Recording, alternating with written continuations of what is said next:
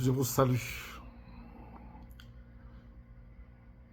Non seulement je viens trop mal, je vous avais dit que je ne vais plus parler des problèmes du continent parce que c'est une perte de temps.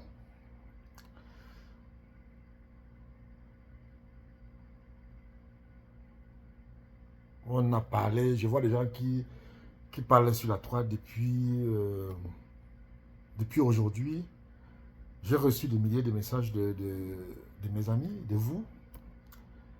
Je tiens à vous dire que aujourd'hui, je ne suis plus intéressé par le problème politique du continent.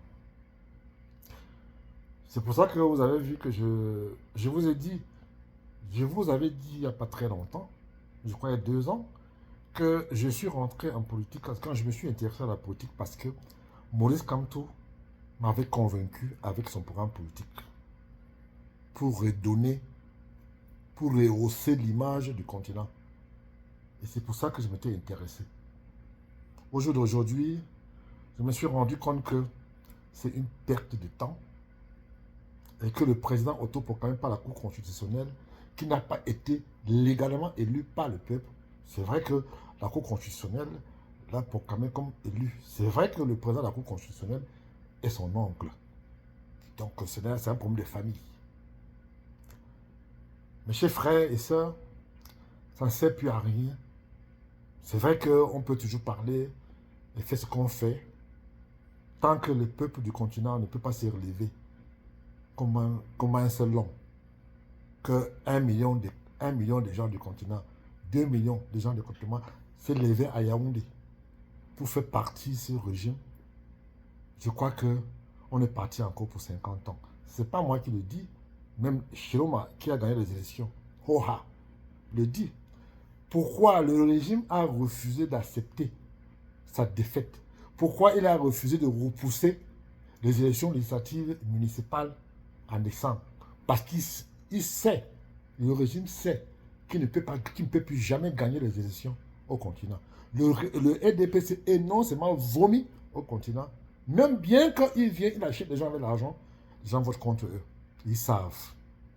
Et c'est pour ça qu'ils n'ont pas voulu faire les élections législatives au mois de février et ils ont repoussé pour décembre pour changer la constitution.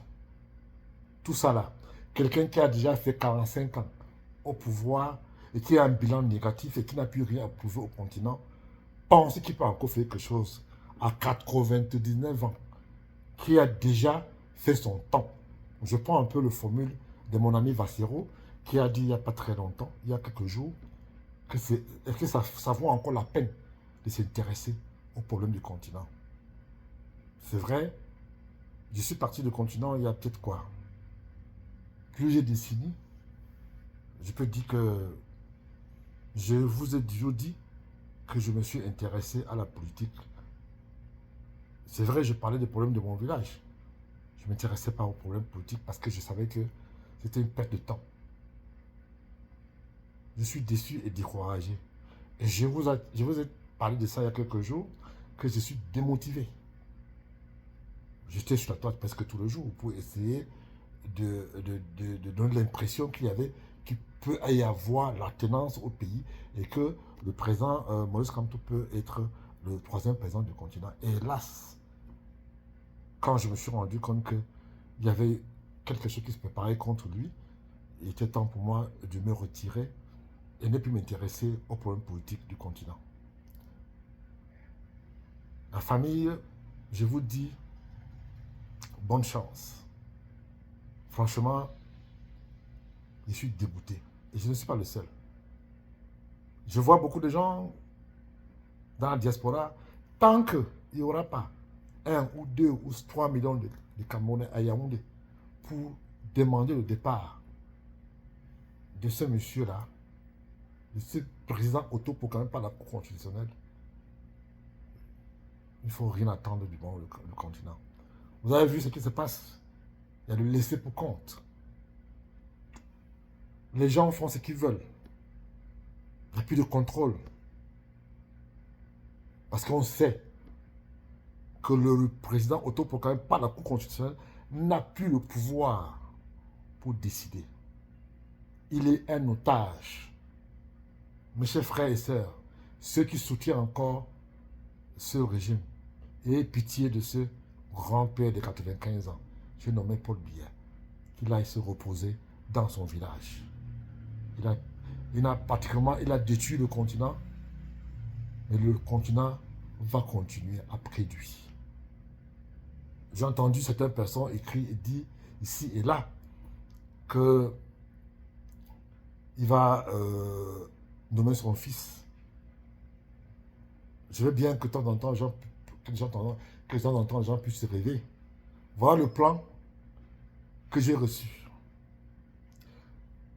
Il va nommer le vice-président. Il a dit que non, que maintenant, pour être le vice-président, il faut que quand si le président est francophone, le vice-président doit être anglophone.